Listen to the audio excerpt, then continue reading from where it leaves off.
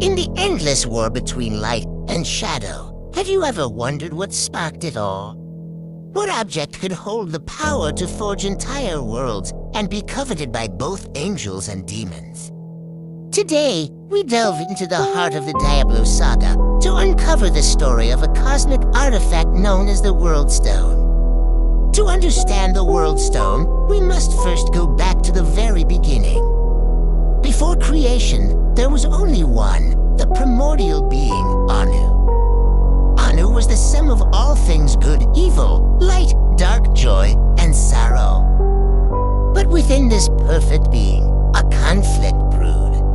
Anu sought purity and decided to cast out all of its negative aspects. These discarded, dissonant energies coalesced into a separate entity, a seven-headed dragon named Tathamet, the prime evil. The battle that ensued between Anu and Tathamet was cataclysmic, a clash of cosmic forces that raged for eons. In their final, explosive confrontation, both beings were destroyed. Yet, from their demise, creation as we know it was born. The spine of Anu formed the crystal arch, the foundation of the high heavens, from which the angels, led by the Angelus Council, would emerge. The blackened, smoldering husk of Tathamet plunged into the abyss, becoming the burning hells, the birthplace of the great evils and their demonic legions. But what of Anu's core? At the very center of this cosmic explosion lay Anu's eye, a remnant of immense, raw power. This was the Worldstone, also known as the Eye of Anu, or the Heart of Creation. It was a colossal, mountain-sized crystal, pulsating with the untamed potential to shape reality itself. This object became the ultimate prize in the eternal struggle that followed, the great conflict between heaven and hell. For millennia, angels and demons fought over control of Pandemonium, the chaotic realm where the Worldstone resided. The Pandemonium fortress was built around it, and countless battles were waged to claim its power. Whoever controlled the Worldstone could, in theory, create worlds to their liking and tip the scales of the great conflict in their favor forever. The stone was a source of infinite possibilities, a power too great for any single side to possess. This relentless war took its toll. A rogue archangel named Nereus, a veteran of countless battles, grew weary of the endless fighting. He saw no end in sight and began to question the purpose of the great conflict.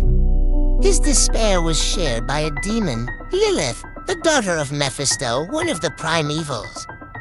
She too was tired of the eternal bloodshed.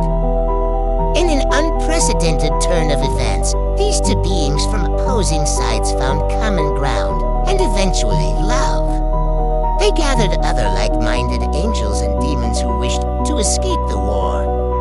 But where could they go? The entire universe was a battlefield. Their solution was audacious and dangerous. They would steal the Worldstone. Led by Nereus and Lilith, this group of renegades managed to seize the heart of creation from Pandemonium.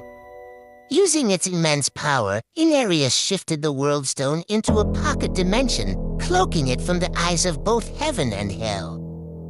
Within this new, hidden realm they used the Worldstone's reality-warping abilities to forge a world of their own, a paradise free from eternal war. They named this world Sanctuary. The Worldstone was placed at its heart, beneath a great mountain later known as Mount Reet, where it would regulate and shape this new creation. For a time, there was peace.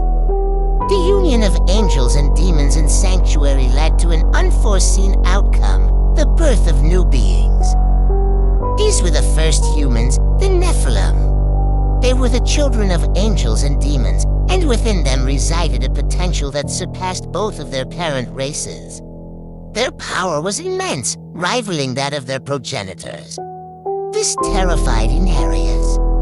He feared that the Nephilim's power would draw the attention of both heaven and hell, destroying their hidden sanctuary. Lilith, however, saw their children's potential differently.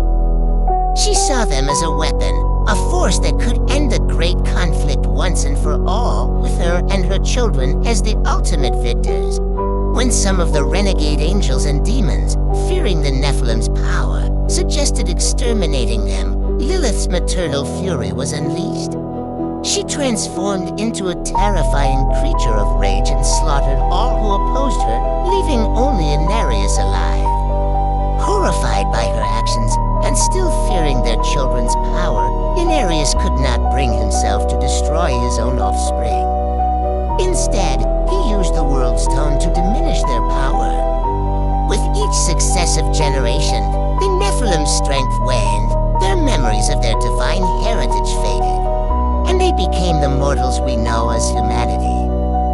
Nereus had turned his children into a weaker, manageable race, ensuring his secret world would remain hidden. He then banished Lilith into the void, a realm of nothingness, for her transgressions. But secrets of this magnitude cannot be kept forever. Eventually, both the high heavens and the burning hells discovered the existence of Sanctuary. Instead of outright war, they reached a tenuous pact. They would allow humanity to exist and observe them, believing that one day mortals would choose a side, tipping the balance of the great conflict. However, the primevals had their own agenda. They orchestrated a plan known as the Dark Exile, where they were banished to Sanctuary by their own lieutenants. This was a ruse, allowing them to directly influence and corrupt humanity from within, unchecked by the Angerous Council's laws. For centuries, they sowed chaos, culminating in the events that would draw heroes from among humanity to fight back. Throughout these dark times, the Worldstone remained hidden beneath Mount Arete, protected by the ancient barbarian tribes who saw it as a sacred duty. They were descendants of the first Nephilim, and though they didn't know the stone's true nature, they knew it was the heart of their world and vowed to protect it with their lives. This brings us to the final chapter of the Worldstone's story. Baal, the Lord of Destruction and one of the three primevals, sought to corrupt the Worldstone and use its power to enslave humanity, creating a demonic army from Sanctuary. He marched his legions to the summit of Mount Arete, fighting his way past the barbarian protectors and the heroes who pursued him. Though the heroes managed to defeat Baal within the Worldstone chamber, they were too late. The Lord of Destruction had already succeeded in corrupting the artifact. Its immense creative energies were now tainted by his demonic essence. The Archangel Tyrael, a staunch ally of humanity, was faced with an impossible choice. He knew that a corrupted Worldstone would eventually poison all of Sanctuary, turning it into an extension of the burning hells. There was only one way to prevent this cataclysm. In an act of ultimate sacrifice for the world he had come to love, Tyrael hurled his angelic sword, Eldruin, into the heart of the corrupted Worldstone. The resulting explosion was immense, shattering the colossal stone and destroying Mount Arete with it. The shockwave reverberated across Sanctuary, and its consequences were profound. The destruction of the Worldstone lifted the dampening effect Nereus had placed on humanity centuries ago.